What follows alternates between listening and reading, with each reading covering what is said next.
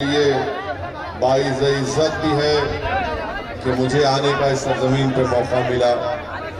मेरे अजीज दोस्तों और बुजुर्गों, हम आपको एक पैगाम देने आए हैं कि जिस समाज का नेता होगा उसी की आवाज को सुना जाएगा।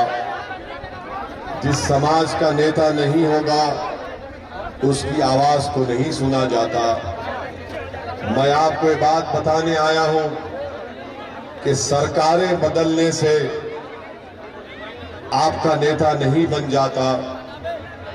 सरकारें बदलने से कोई और नेता बन जाता है।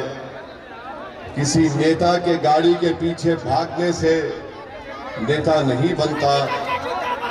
किसी नेता की ताईद में ये नारे लगाना कि हम तुझ पे अपनी जवानी कुर्बान करेंगे, आप नेता नहीं बनते। मेरे अजीज दोस्तों और बुजुर्गों, नेता आप उस वक्त बनेंगे जब आपके दरमियान में जो लोग हैं, जो आपकी पहचान है, आपकी आवाज है, आपकी शनाख्त है, जो आपकी जबान में आपकी तकालीफ को जालिम हुक्मरानों के सामने बयान करते हैं, और जब आप अपने वोट से, अपनी दुआओं से अपनी पार्टी के प्रत्याशी को कामयाब करेंगे, तभी आपका नेता बनेगा। ये लड़ाई नेता बनाने की है, ये लड़ाई हिस्सेदारी की लड़ाई है, और हमको हमारा हिस्सा मिलना चाहिए। अगर आपको आपका हिस्सा नहीं मिलेगा तो आप कभी भी तरक्की नहीं करेंगे। विकास के नाम पर लोग वोट मांगते हैं, मगर विकास का मतलब ये नहीं हो सकता कि आप अपने ख्वाबों को चूकना-चूर कर दें, आप अपने घर को बर्बाद कर दें, आप अपने बच्चों को शिक्षा से महरूम कर दें, आप नौजवानों को रोजगार से महरूम कर दें, आपकी बस्ती और आपके गांव में कोई विकास का काम ना हो। तो मैं आपसे अपील कर रहा हूं कि आप जरूर विकास के नाम पर वोट दीजिए, आप जरूर अपना मतदान का इस्तेमाल करिए, मगर याद रखिए, ये आप अपने नेता को जब तक नहीं बनाएंगे, आप अपनी आवाज को उत्तर प्रदेश के विधानसभा में नहीं भिजाएंगे, गरीब, कमजोर, अति पिछड़ा, अल्पसंख्यक समाज से इंसाफ नहीं होता। जो लोग आपसे कह रहे हैं कि समाजवादी को वोट दे दो, बसपा को वोट दे दो, बीजेपी को हराना है, यकीनन बीजेपी को हराएंगे, मगर कल तक आपके दरमियान में विकल्प नहीं था, मुतबादिल नहीं था। आज मुतबादिल के तौर पर, विकल्प के तौर पर ओवैसी और कुशवाहा आपके दरमियान में है। ये आपका विकल्प होना चाहिए। हम आपसे अपील कर रहे हैं कि आप ओवैसी और कुशवाहा के हाथ को मजबूत करिए। अगर आप ये समझ रहे हैं कि सपा और बसपा में ताकत है कि वो भाजपा को रोक सके, ये आखिरी जलसा है। हमारी बात को याद रख लीजिए, लिख कर रख लीजिए कि ये लोग नाकाम साबित होंगे। अगर उत्तर प्रदेश से योगी और मोदी से कोई छुटकारा दिला सकता है तो ओवैसी और कुशवाहा छुटकारा दिला सकते हैं। इसलिए मैं आपसे अपील कर रहा हूं कि आप अपने वोट का सही इस्तेमाल करिए। लोग बहुत बड़ी दावे करेंगे कि सरकार हटाना है, सरकार हटाना है। अरे भाई, सरकार कौन हटाएगा? अखिलेश हटाएगा, जो 2019 में बहन जी के साथ मिलकर चुनाव लड़ा, तब भी बीजेपी के 65 के करीब सांसद कामयाब हो गए। क्या बसपा और सपा हराएंगे? जब 5 साल पहले अखिलेश और राहुल गांधी मिले तब भी बीजेपी जीत गई। आपसे अपील कर रहे हैं कि आप पहले अपने घर में चिराग करिए, अपना नेता बनाइए, ताकि ये आगे जाकर उन तमाम ताकतों से लड़कर आपको इंसाफ दिला सके। मगर आपके दिलो दिमाग में समाजवादी के लोग ये बात दे रहे हैं कि ये आपको सरकार को हटाना है। अरे याद रखिए, समाजवादी में इतनी ताकत नहीं है, इतनी काबिलियत नहीं है, इतनी बहादुरी नहीं है कि वो योगी और नरेंद्र मोदी की आंख में आंख डालकर आपकी तकालीफ को बयान कर सके। मेरे अजीज दोस्तों और बुजुर्गों, आप जानते हैं कि बलरियागंज में आप तमाम ने मिलकर CAA-NPR के खिलाफ एहतजाज किया था ना। आपने, आप सबने प्रदर्शन किया था CAA-NPR NRC के खिलाफ। 19 लोग गिरफ्तार भी हुए, जेल को गए। और हम आपको बता रहे हैं कि जब पार्लियामेंट में यही कानून नरेंद्र मोदी की सरकार ने लाया तो हमने भारत के संविधान का हवाला देते हुए कहा कि जो कानून मजहब की बुनियाद पर बनाया जाता है वो अंबेडकर के बनाए हुए संविधान के खिलाफ है। जो कानून मजहब की बुनियाद पर भारत की शहरियत को देता है वो संविधान के फंडामेंटल राइट के खिलाफ है। और सारी दुनिया ने देखा कि असदुद्दीन ओवैसी ने नरेंद्र मोदी के 300 MP के सामने नरेंद्र मोदी और अमित शाह की आंखों में आंखें डालकर हमने उस कानून को फाड़ कर बता दिया कि कानून संविधान के खिलाफ है। मेरे अजीज दोस्तों और बुजुर्गों, क्या समाजवादी और बसपा में इतनी हिम्मत थी कि वो पूरी पार्लियामेंट में इस कानून की कॉपी को फाड़ सके? नहीं फाड़ सके। और दावा करते हैं बड़ी बड़ी मोहब्बत का समाजवादी पार्टी के लोग। यही समाजवादी पार्टी का मुख्यमंत्री था अखिलेश। जब मुजफ्फरनगर का कांड हुआ 50,000 लोग अपने घरों से बेघर हो गए, कैंप में जिंदगी गुजार रहे थे। क्या कोई समाजवादी का या बसपा का नेता गया जो आज आपके दरमियान में आकर कहते हैं कि कौम के नाम पर वोट दो? जब उन कैंपों में गरीब मुसलमान सर्दी में ठिठर कर अपनी जिंदगी गुजार रहा था, मैं एक नहीं ऐसे कई कैंपों में गया और लाखों रुपए की इमदाद उन कैंपों में जाकर उन जिम्मेदारों को दिया जिनके पास सर्दी में ओढ़ने के लिए, पहनने के लिए कपड़े नहीं थे। उस वक्त अखिलेश यादव सैफई में मुंबई से फिल्म स्टार को बुलाकर नाच गाना देख रहे थे जब आपका भाई मुजफ्फरनगर का सर्दियों में कैंप में रह रहा था। बताओ, जो आज समाजवादी पार्टी को वोट देने की बात कर रहे हैं। मेरे भाई, मेरे दोस्तों, मेरे बुजुर्गों, मैं थाली मारने के लिए नहीं कह रहा हूं आपसे या नारा लगाने के लिए मैं उम्मीद नहीं कर रहा हूं कि आप बोलेंगे। मैं आपको एक पैगाम दे रहा हूं कि समाजवादी पार्टी ने जब सत्ता में अखिलेश मुख्यमंत्री थे, सैफई में नाच गाना हो रहा था और मुजफ्फरनगर के 50,000 मजलूम लोग सर्दियों में अपनी कैंप में जिंदगी गुजार रहे थे। कहां थे अखिलेश यादव और कहां थे इन विधानसभाओं में लोग आकर जो कह रहे सरकार बदलना है, मुसलमानों एक हो जाओ, कौम की बात करने वालों, क्या तुम्हारा जमीर मर चुका है? क्या तुमको याद नहीं आई जब तकलीफ उन बच्चियों की जो तुम्हारी बेटियां भी हो सकती थी, जिनका बलात्कार किया गया, इबादत गाहों को आज भी वीरान करके रख दिया गया, जिन घरों में बच्चों के खेलने कूदने की आवाजें आती थी, आज वो घर आज भी वीरान पड़े हुए। पूछो इन लोगों से। बल्कि आज अगर अखिलेश आ रहे हैं, मैं अखिलेश को चैलेंज कर रहा हूं, बताओ अखिलेश, क्या मुजफ्फरनगर का कांड में तुमने इंसाफ किया? नहीं किया तुमने इंसाफ। मेरे अजीज दोस्तों और बुजुर्गों, हम आपको एक और मिसाल दे रहे हैं। गोरखपुर में गुप्ता साहब, जिसको पुलिस कस्टडी में पुलिस ने मार दिया, हमने भी उसका खंडन किया। मगर अखिलेश और योगी आदित्यनाथ गुप्ता साहब के परिवार के पास पहुंच जाते हैं। योगी 50 लाख का चेक देते हैं, अखिलेश यादव 21 लाख का चेक देते हैं। और वही कासगंज की पुलिस स्टेशन में पुलिस की कस्टडी में एक बच्चे को खुदकशी कर लिया, इल्जाम लगाते हैं, फांसी दे दी गई उसको। पुलिस कस्टडी में कासगंज में एक बच्चा मर जाता है जो अल्पसंख्यक समाज का था, उसका नाम गुप्ता नहीं था, मगर कोई नहीं जाता उसके पास मिलने के लिए, कोई पैसे नहीं देता उसको। कहां गई कौम की मोहब्बत? बताओ, तुम्हारे पास मेरे दलाइल का जवाब नहीं है। जब ट्रिपल तलाक का कानून पार्लियामेंट में लाया गया, तीन मर्तबा लाया गया था, अगर उस कानून के खिलाफ किसी ने खुलकर कहा कि संविधान के खिलाफ है, मुस्लिम महिलाओं के लिए बर्बादी का बाइस बनेगा, किसने किया था? क्या समाजवादी पार्टी ने बोला?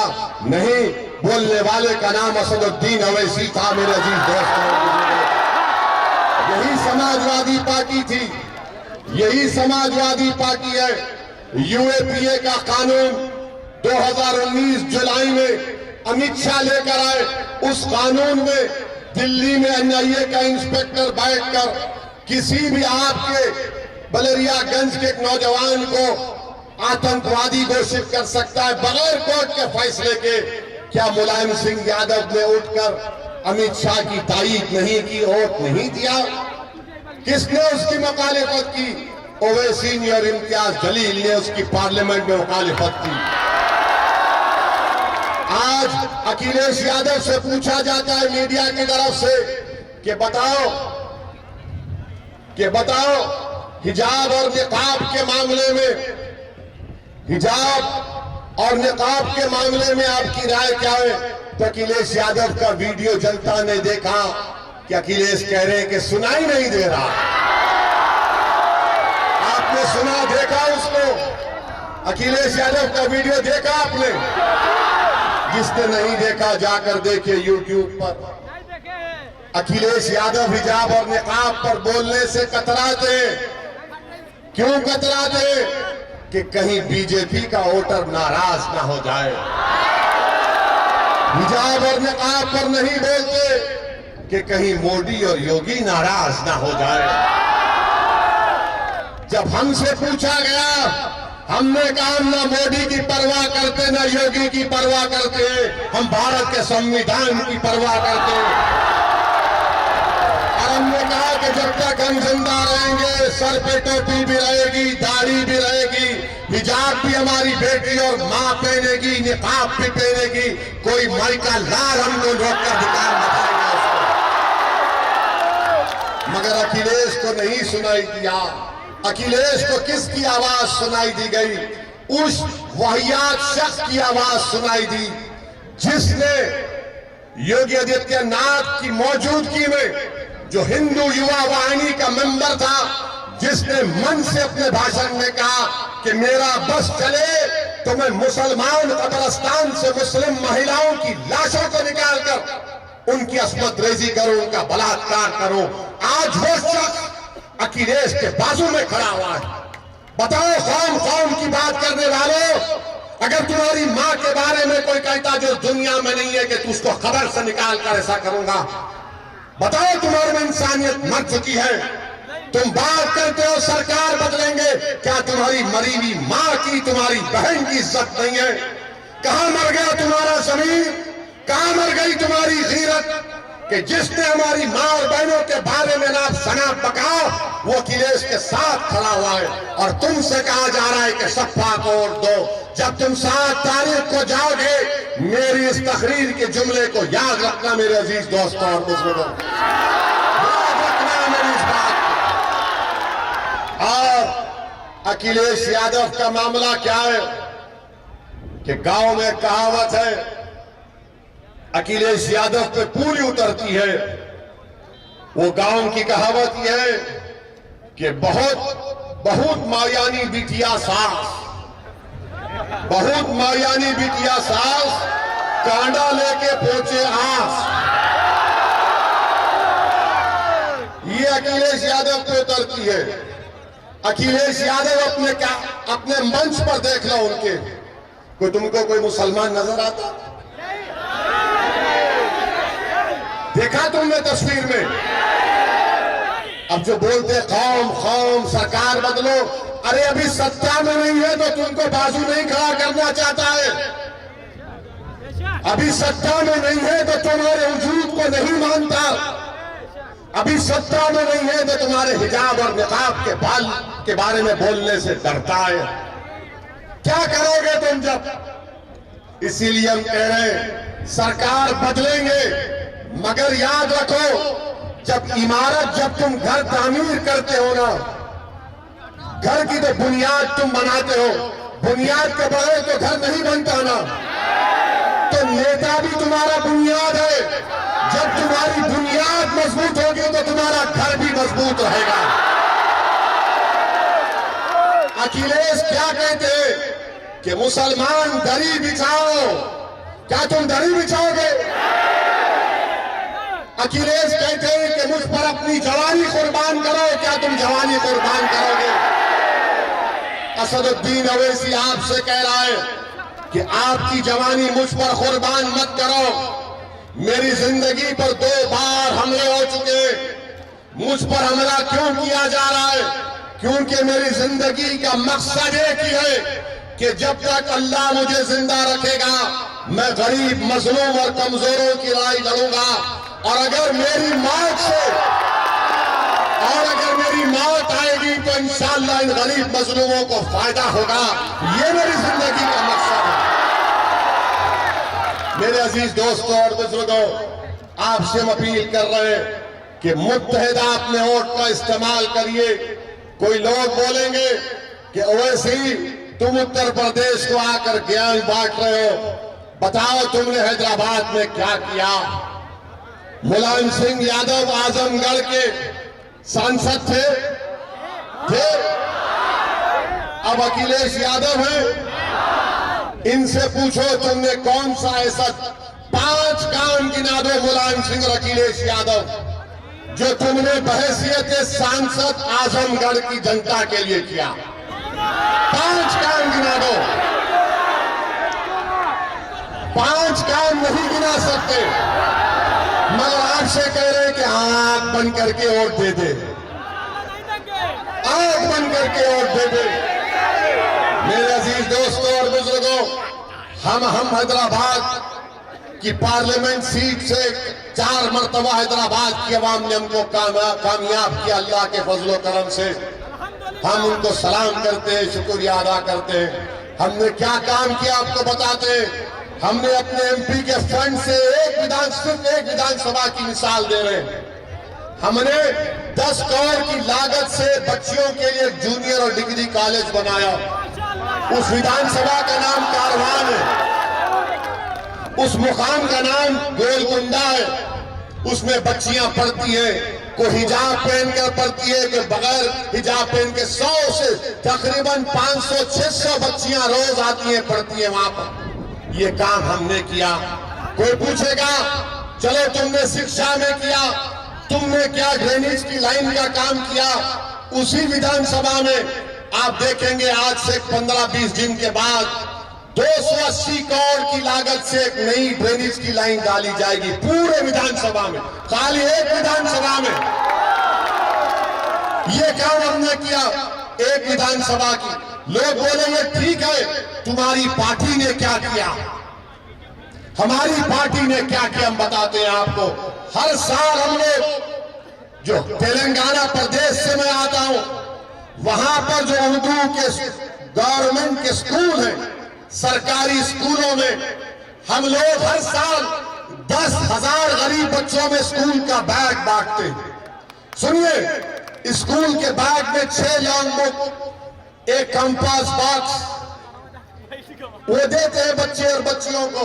और जो 10वीं जमात के बच्चे और बच्चियां रहते, उनकी इम्तिहान की फीस हम अदा करते हैं। फिर 10वीं जमात में पूरे ऑल इन वन गाइड देते, 2000 गाइड हर साल देते फ्री में। और अगर कोई बच्चा और बच्ची 80-90% लाते तो एक को 7-7 हजार 5-5 हजार रुपये कैश अवार्ड देते। ये मजलिस इत्तेहाद मुस्लिमीन करती है। पूछा कि इससे क्या तुमने क्या किया? ये मुख्यमंत्री भी थे ना, ये मुख्यमंत्री थे जिनके पिताजी सांसद थे। क्या किया तुमने आजमगढ़ के लिए बताओ? इसलिए नहीं करते क्योंकि इनको मालूम आपको डराओ बीजेपी से, आप बीजेपी के डर से वोट दे देंगे। इनको मालूम, डराओ इनको। मेरे भाई, हम आपको बता रहे कि ये काम मजलिस ने किया। अच्छा, हमारा कोई 7 विधायक तेलंगाना में, कोई मंत्री नहीं है, कोई मंत्री नहीं है। हमने वहां की सरकार मुख्यमंत्री से जाकर मिला आज से 6 साल पहले। उनसे कहा कि मुसलमानों की तालीम के लिए करिए। हमारा मुख्यमंत्री चंद्रशेखर राव अखिलेश यादव की तरह बेवफा नहीं है। चंद्रशेखर राव ने हमारी बात को सुना, केसीआर ने। आज जाकर देखो आप, मैं आपको दिखाऊंगा हैदराबाद, कभी आइए हमारे मेहमान बनिए। हमने हैदराबाद बल्कि तेलंगाना में हमने रेजिडेंशियल स्कूल बनाए, गवर्नमेंट के सरकार चलाती है, 1 पैसा फीस नहीं। 6ठी जमात से 12वीं जमात तक फ्री में तालीम, खाना फ्री में, बच्चों का स्कूल अलग, उनका हॉस्टल अलग, लड़कों का स्कूल अलग, हॉस्टल अलग। कितने बच्चे पढ़ते मालूम आपको उसमें? मुसलमान बच्चे और बच्चियां 85,000 पढ़ते, 85,000 पढ़ते। पूछो इन लोगों से क्या किया आपके लिए, जो आ जाकर कह रहे कौम के नाम पर वोट दो, सरकार को हटाना है, इनको भगाना है। अरे तुम क्या, हम क्या वोट डालने वाली मशीन है? क्या हमको शिक्षा की जरूरत नहीं है? क्या हमको रोड की जरूरत नहीं है? क्या हमको हमारे बेटे और बेटियों को कॉलेज की जरूरत नहीं है? क्या हमको ठेकेदारी में हिस्से की जरूरत नहीं है? तो अखिलेश बोलेंगे, बीजेपी को हराना है, वोट डाल। बाबा को जाके बोलेंगे मुख्यमंत्री को, तो बाबा बोलेंगे मुल्ला जी पढ़ेंगे, मैं हवा निकाल दूंगा। और बाबा जी कह रहे हैं कि 10 मार्च के बाद आजमगढ़ की हवा निकालूंगा। बाबा याद रखो, ओवैसी और कुशवाहा ने जो गरीब और मजलूमों में, कुचले और दबाने वालों में, कमजोरों में जो हवा हमने पैदा कर दी है बाबा, वो तुम कभी नहीं निकाल पाओगे। सुबह क़यामत तक हवा रहेगी ना हमारी हवा, इंशाअल्लाह ये रहेगी ना हवा, सुबह क़यामत तक रहेगी ना। 7 तारीख को भी हवा हमारी रहेगी ना। किसकी हवा रहेगी 7 तारीख को बताओ? पतन की हवा रहेगी ना, गुड्डू जमाली की हवा रहेगी ना, अब्दुल्ला की हवा रहेगी ना। तो हवा को बरकरार रखो नौजवानों। अब इस पर भी अखिलेश के लोग बोलेंगे, ये ओवैसी के भाषण को सुनकर नौजवान जज्बाती हो जाता है। मैं इन जज्बाती नौजवानों के माँ बाप को, बुजुर्गों को, उनके सरपरस्तों को सलाम करता हूं और दुआ करता हूं कि अल्लाह लाखों करोड़ की तादाद में ऐसे जज्बाती नौजवानों को पैदा कर दे, जो कौम को मुस्तक़बिल को बदल देगी, मुल्क को मजबूत बनाएगी। आज जज्बात की जरूरत है, आज जज्बात की जरूरत है, डरने की जरूरत नहीं है। हिकमत का तकाजा यह कि तुम बेबाक और बेखौफ होकर मतदान में अपना वोट डालो। आज बीजेपी हर महाज पर नाकाम साबित हो चुकी है। नौकरी नहीं दी बीजेपी ने नौजवानों को कहा कि 70 लाख नौकरी दी जाएगी। कितने नौजवानों को दिया? बीजेपी झूठ कहती है। और फिर मेरे अजीज दोस्तों और बुजुर्गों, देश के प्रधानमंत्री तो अब अहंकार का शिकार हो चुके। नरेंद्र मोदी कह रहे हैं कि उत्तर प्रदेश का गरीब हमको वोट इसलिए देगा क्योंकि वो कह रहा है कि वो मोदी का नमक खाया है। बताओ कि आपने देश का नमक खाया या मोदी का नमक खाया? किसका नमक खाया आपने? मोदी जी बोलते उनका नमक खाया। मोदी जी हम जहर खाना पसंद करेंगे, आपका नमक नहीं खाएंगे। हम देश का खाते आए और देश का खाते रहेंगे। आप भी तो प्रधानमंत्री देश का नमक खा के बने ना, या अपना नमक खा के बने? बता दीजिए मेरे अजीज दोस्तों। और फिर बीजेपी बोलती कि हमने राशन दिया, 600 रुपए का राशन तो जरूर दिया। मोदी जी ने गरीब महिला को राशन देने की बात करते हैं, मगर उसी महिला से कहते हैं माता जी ये राशन लीजिए और 1000 का गैस का सिलेंडर खरीद लीजिए। कहां से गरीब लाएगा? पेट्रोल डीजल की कीमतें आसमान को छू रही हैं। और एक बात याद रखना, 7 तारीख की रात में या 10 तारीख की सुबह में आप देखेंगे पेट्रोल डीजल की कीमतों में इजाफा हो जाए। ये कर देंगे कीमतों में इजाफा, बोलेंगे यूक्रेन में ऐसा हुआ, खुद भी लंबी लंबी छोड़ देते, बहाना बना देते कि ऐसा हुआ, फुना ऐसा हुआ। और ये बेचारे भक्त, बीजेपी के भक्त, नहीं नहीं नहीं मोदी जी ने सही किया। अबे तेरी गाड़ी में पेट्रोल का मोदी डला रहा है या गरीब अपने पैसे से डला रहा है? मेरे अजीज दोस्तों और बुजुर्गों, बीजेपी हर महाज पर नाकाम साबित हुई है। और मोदी जी के पास एक दो अनमोल रतन है, एक का नाम योगी है, एक का नाम अमित शाह है।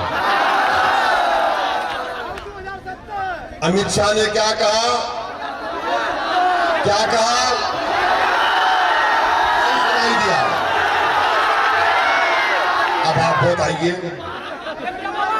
अब आप बताइए, कैसे अनमोल रतन है? मोदी जी और बीजेपी को मुगलों से बड़ी नफरत, मगर अकबर बादशाह के पास दरबार में 40 अनमोल रतन थे, हमने तारीख में पढ़ा। मोदी जी के पास तो उससे बढ़कर है, एक शाह है, एक योगी है। एक बोलता है हवा निकाल दूंगा, एक कहता है कि मई और जून में बर्फ ला लूंगा। अरे भाई, पानी पीने के पानी का इंतजाम तुमने नहीं किया। बीजेपी ने, खुद मोदी ने दिल्ली से अल्पसंख्यक समाज मुसलमानों के लिए 1000 करोड़ रुपए भिजाए उत्तर प्रदेश में। किस लिए? कि आपके मुस्लिम अकलियती माइनॉरिटी अल्पसंख्यक इलाकों में स्कूल की बिल्डिंग बने, कॉलेज की बिल्डिंग बने, बच्चियों के लिए हॉस्टल बने, पानी पीने के पानी का इंतजाम हो, ट्यूबवेल लगाया जाए। आपको मैं बता रहा हूं कि उस 1000 करोड़ में से योगी आदित्यनाथ और बीजेपी की सरकार ने 60 करोड़ रुपए खर्चा नहीं किए। क्यों नहीं खर्चा किए? ये सबका साथ, सबका विकास, सबका विश्वास की बात करना झूठ है। बीजेपी नफरत करती है और अखिलेश तुमसे नफरत करते हैं, मगर तुम्हारे वोट के लिए मजबूर है। इन दोनों में कोई फर्क नहीं है। एक खुला आपका दुश्मन है और एक दोस्तनुमा कातिल है। मेरे अजीज दोस्तों और बुजुर्गों, हम आपसे अपील कर रहे हैं कि आप 7 तारीख के दिन आप एक वोट का सही इस्तेमाल करिए। आप 7 तारीख के दिन एक वोट का सही इस्तेमाल करिए। डरने और घबराने की जरूरत नहीं है। हम पर भी हमला हुआ, जब चुनाव शुरू हुआ 3 फरवरी के दिन हमारी गाड़ी पर 4 गोलियां चलाई गई। योगी ने कहा कि माफिया खत्म हो गया, मगर मेरे भाई, ये हम पर जो गोली चलाए वो किस बाप की नाजायज औलाद थी? वो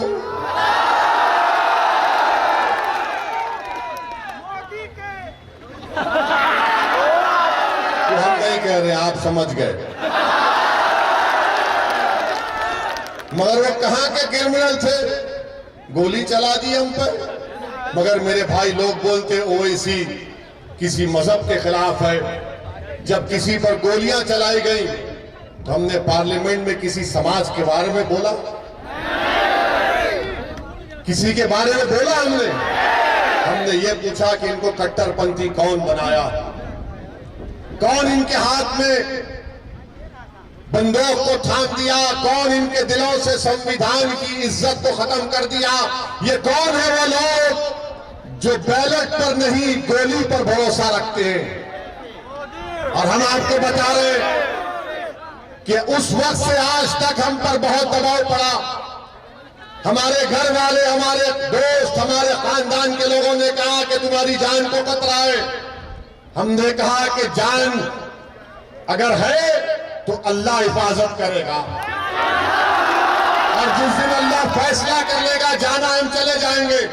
मगर हम उन जालिमों को, उन बुज़दिलों को पैगाम दे रहे हैं कि तुम 4 गोलियां चलाए, आइंदा 40 चलाओ, 1 लाख चलाओ, अगर अल्लाह बचाना चाहेगा तो अल्लाह बचाएगा हमको।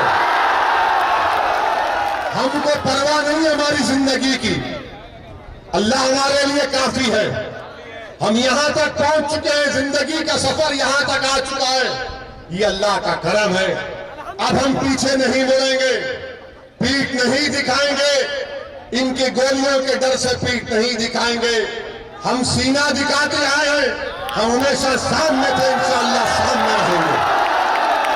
हम तो इन जालिमों से कहेंगे कि तू तीर आजमा, हम जिगर आजमाएंगे इंशाअल्लाह। आपसे नेकी दुआ करते हैं कि हम यहां पर दौलत कमाने नहीं आए उत्तर प्रदेश को, ना हमारा मकसद है, बल्कि मैं यहां पर उत्तर प्रदेश को इस चुनाव में 200 रुपये कमा कर जा रहा हूं। वो क्या है 200 रुपये? हम जब संभल में थे तो हम नमाज असर पढ़ के मस्जिद से निकले, एक अपाहिज गरीब था, साइकिल पर था, उसके अपाहिज था, उसने कहा वैसे इधर आओ। हम उसके पास गए, हमको 200 रुपये दिए। हमने कहा ये हमको मत दीजिए, आप रखिए अपने पास। तो उसने कहा रख ले, रख ले, हम तुझको इसलिए दे रहे हैं कि तू हमारा नेता बन चुका है। मैं उस गरीब को सलाम करता हूं, बस मैं आपके दिल में जगह चाहना चाहता हूं। मुझे तुम्हारी दौलत से मतलब नहीं है, मुझे कुछ नहीं चाहिए, अपने दिल में जगह दे दो, थोड़ी सी जगह दे दो। मैं तुम्हारा दीवाना था हूं और रहूंगा इंशाअल्लाह। जब तक जिंदा रहूंगा, आता रहूंगा, तुम्हारी लड़ाई लड़ता रहूंगा, तुमको वादा करके जा रहा हूं। बस आपसे की अपील है कि अपने नेता को बनाओ, हिस्सेदारी को हासिल करो, याद रखो अपनी बुनियाद को मजबूत करो। तुम्हारी बुनियाद तुम्हारा नेता है मेरे भाई, तुम्हारी बुनियाद अखिलेश नहीं है, तुम्हारी बुनियाद कोई और नेता नहीं है, तुम नेता बनाओ। क्या तुम अखिलेश से कम हो? बताओ हमको, क्या गुड्डू जमाली कम है अखिलेश से? क्या अखिलेश और गुड्डू जमाली बराबर नहीं है? जब बराबर है तो और डालो पतंग के निशान पर। और अगर कभी दिल में डर आए तो उस बच्ची को याद करो, कर्नाटका के जब बलवाइयों ने उसको घेर लिया तो उसने कहा कि जब मैं डरती हूं तो नारा लगाती हूं। क्या नारा लगाओ बच्ची? जरा पीछे रहने वाले भी नारा लगाओ, जोर से लगाओ, जोर कर लगाओ, ऐसा नारा लगाओ कि योगी और मोदी को मालूम हो जाए, ऐसी ताकत से लगाओ कि अखिलेश के कान तक पहुंच जाए। इस नारे को बरकरार रखो। क्या 7 तारीख के दिन आप तमाम लोग पतंग के निशान पर बटन दबाएंगे? हमारी बात को सब अपने घर तक पहुंचाएंगे? मेरा सलाम भी पहुंचाना अपनी सरदार माँ और बहनों को, और कहना कि उनका बेटा आया था, उनसे दुआ की अपील करके गया है। तो इंशाअल्लाह अल्लाह आपको सलामत रखे। गुड्डू जमाली को और तमाम प्रत्याशी को अपना विधायक बनाकर अपनी आवाज को उत्तर प्रदेश के विधानसभा में पहुंचाइए। अस्सलाम वालेकुम।